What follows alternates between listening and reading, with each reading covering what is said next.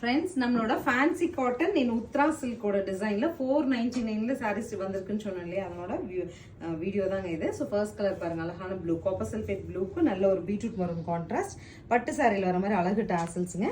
And இந்த மாதிரி blouse, plain பிளவுஸ்க்கு border இந்த மாதிரி வந்துடும். ஸோ சாரீ பொறுத்த வரைக்கும் நம்ம பெரிய அளவில் ப்ரொடக்ஷன் பண்ணோம், அங்கங்கே லைட் மிஸ் பிரிண்ட்ஸ் இருந்ததுனால 499ல கொடுத்துட்டோம்.